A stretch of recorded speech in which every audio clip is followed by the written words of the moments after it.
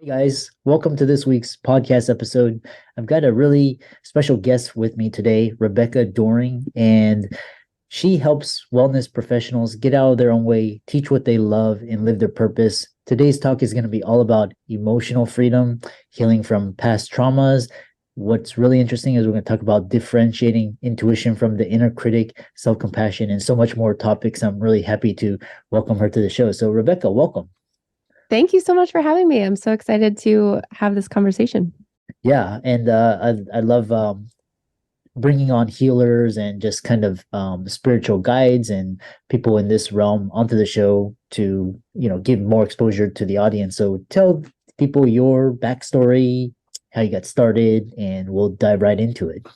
Sure.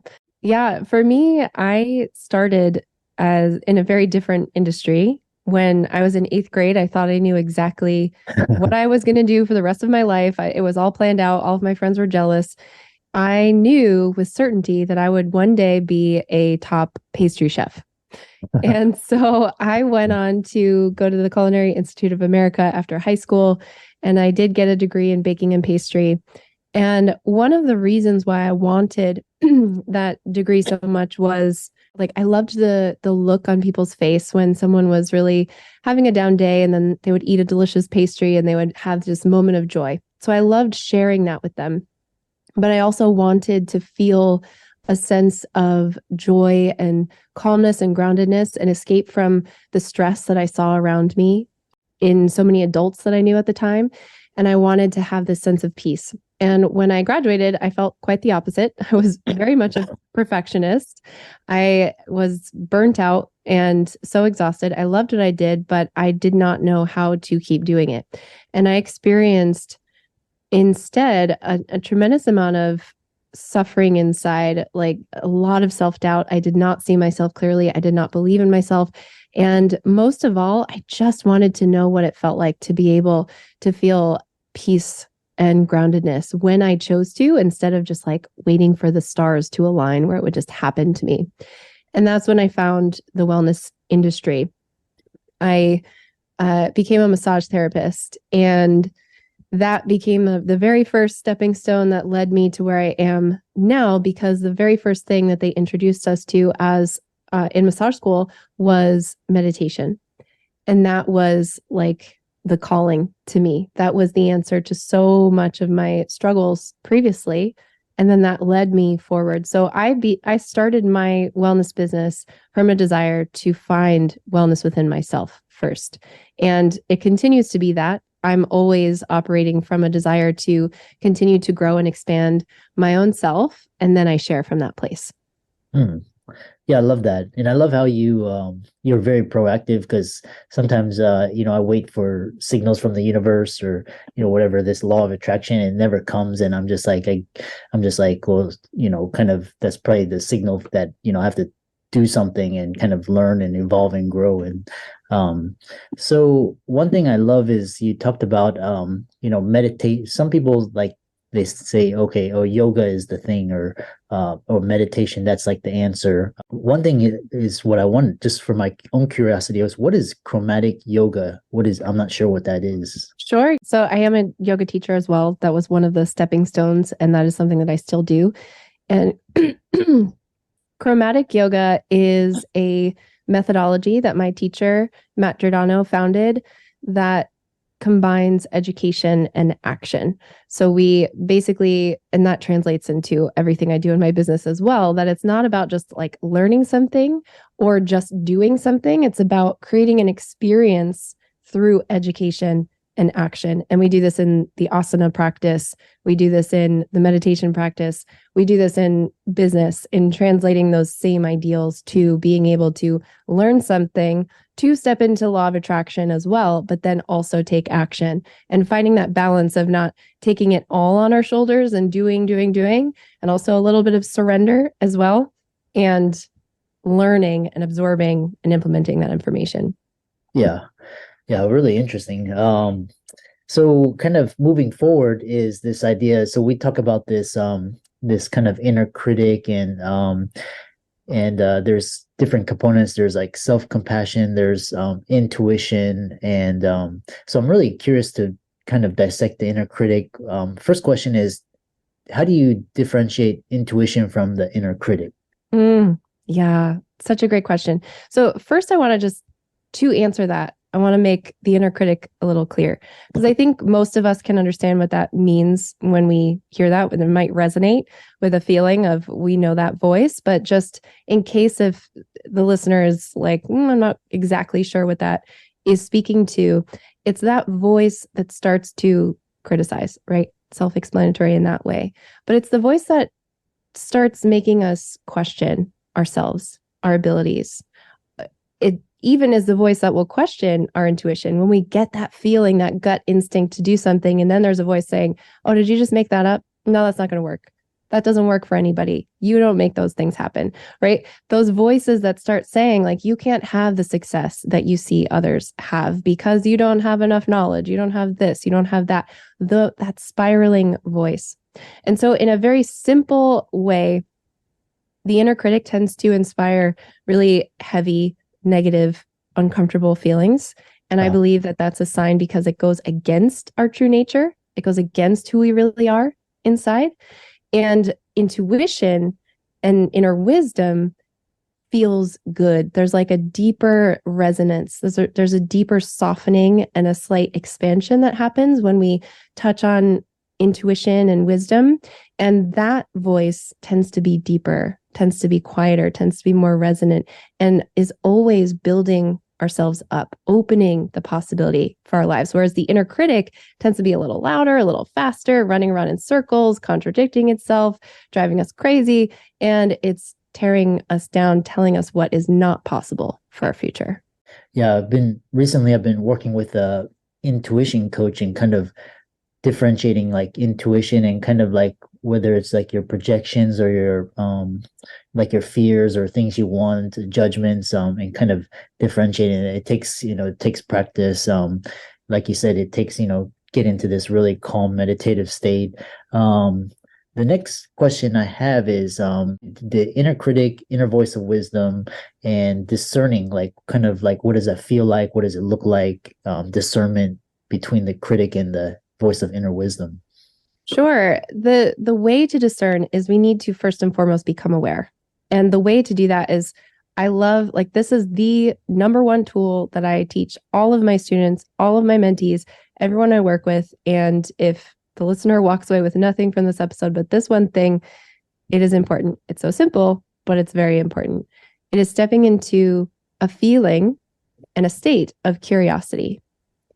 When we are curious, we cannot judge at the same time. When we're curious, we're not judging ourselves or putting ourselves down or trying to fix ourselves, right? If you think of an explorer is curious. They're not seeking to judge or fix or reject what they find. They just want to discover what is. So we need to get curious to awaken a sense of awareness of these voices that are going on, these feelings, these instincts, these sensations in the body, these energies.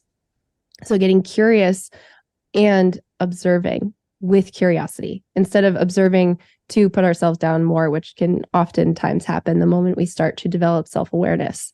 So instead, shifting into a state of curiosity, then you can start to notice, when I think this thought, how do I feel? Do I feel better? Do I feel worse? When I think this thought, where do I notice that feeling in my body? When I have this feeling, what happens? Do I shut down? Do I take action? Do I close off and push people away? Do I open my heart and be willing to connect to others? And I always find the wisdom, the intuition, the voice of truth is always going to be the one that connects you to expand, connects you to grow, connects you to more love, joy. It will build you up. That is the voice of truth. Anything else are just lies trying to keep us safe, really. Yeah.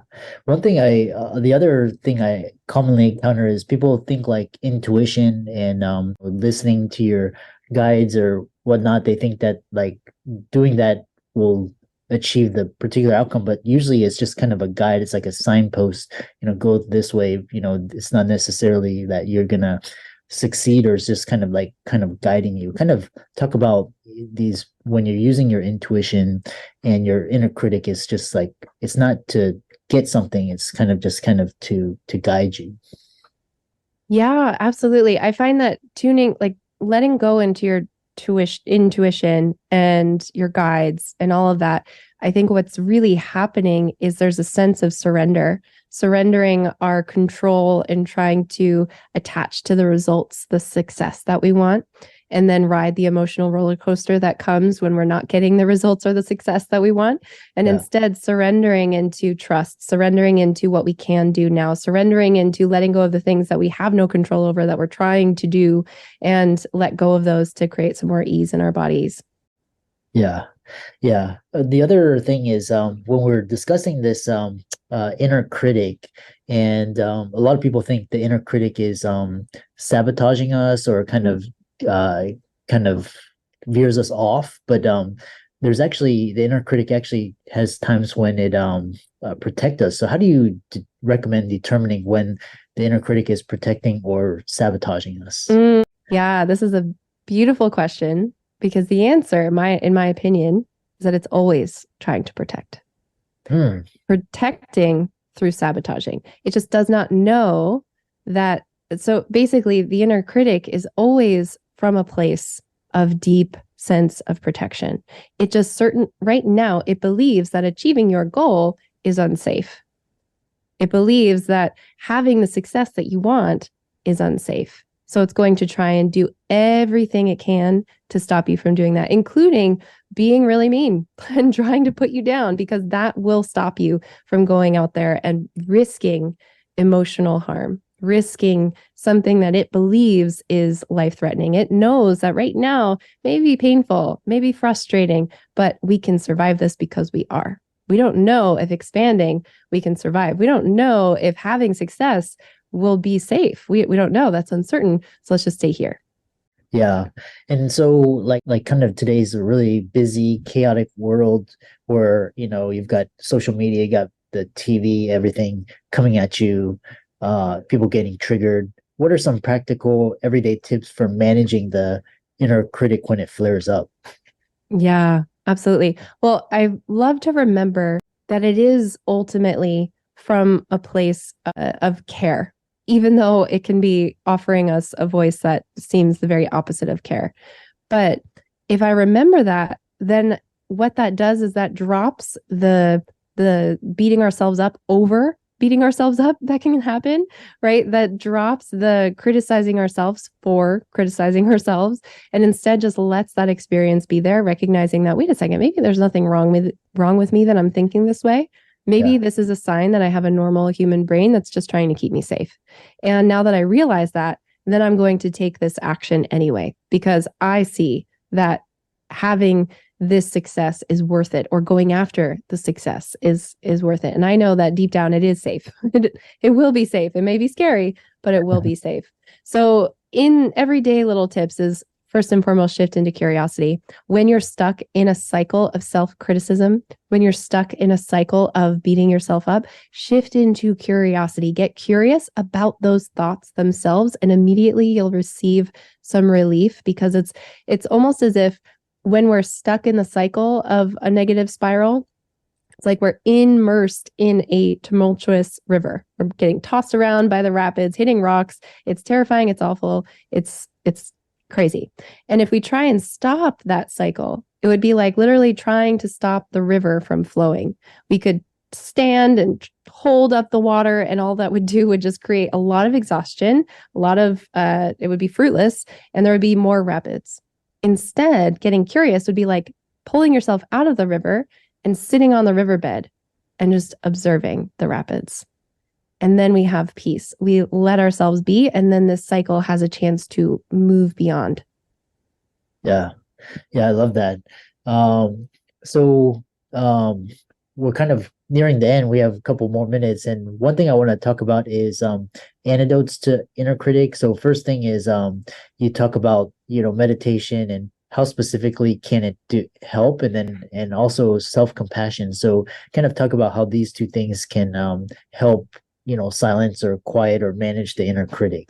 Sure. Well, meditation essentially is the practice of getting curious. So meditation is the act of pulling yourself out of the river of life, of our all our thoughts, not just the inner critic, and sitting beside it and observing, and then experiencing the stress release that comes when we can just sit beside the river instead of being tossed around in it and Yeah. receive the peace, the space to see that you are not your thoughts, that you are not the inner critic, that this is just a voice. That's all it is. It's just a thought.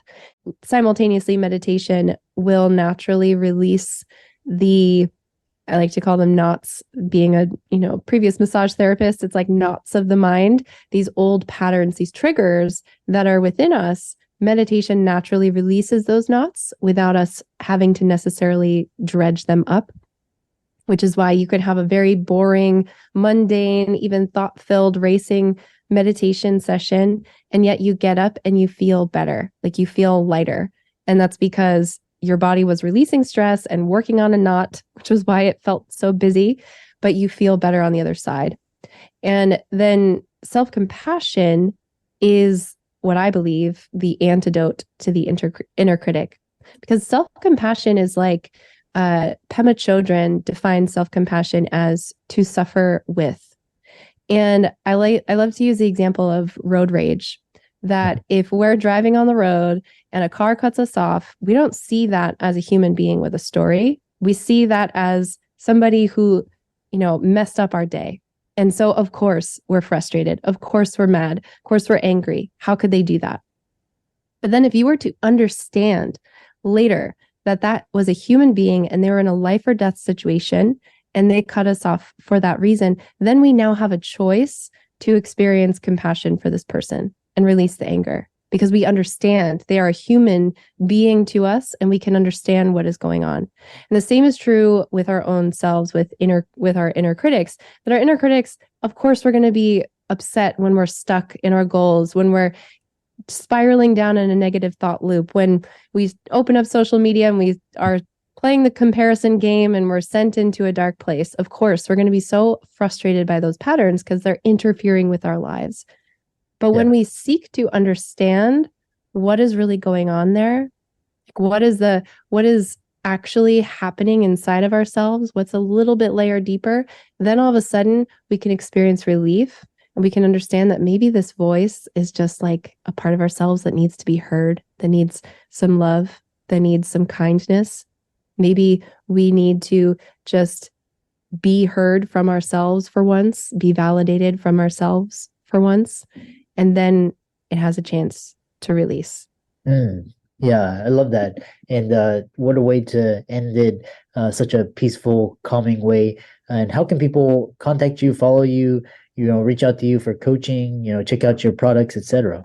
Yeah, sure. I'm on Instagram all the time. I'm always sharing little quick tips and lots of tools on there. So definitely, if you're on Instagram, you can find me at Rebecca Doring Meditation, and please DM me. I love having conversations.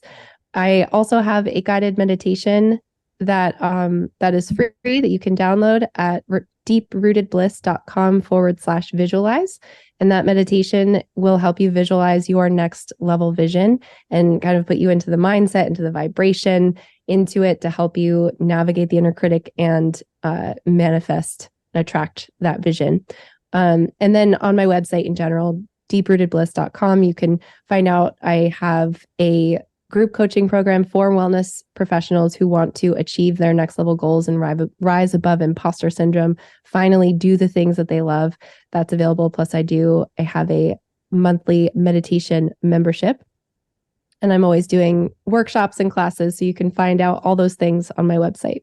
Yeah. And for all the audience out there, let's thank Rebecca for coming on and just talking about, emotional wellness, resiliency, silencing the inner critic. And be sure to check out her website, Deep Rooted Bliss, and get into the vibration and mindset of your vision so you can get unstuck and manifest your dreams and goals for 2024.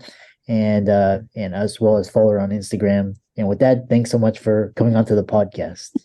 Thank you so much. And also, I forgot to mention, I have a podcast as well called Inner Critic Freedom. So if your listeners want to check that out, you can go ahead and find that anywhere. Yeah, be sure to check it out. Give it a like, follow, share, comment, subscribe. And with that, thanks so much. Thank you so much. This was great.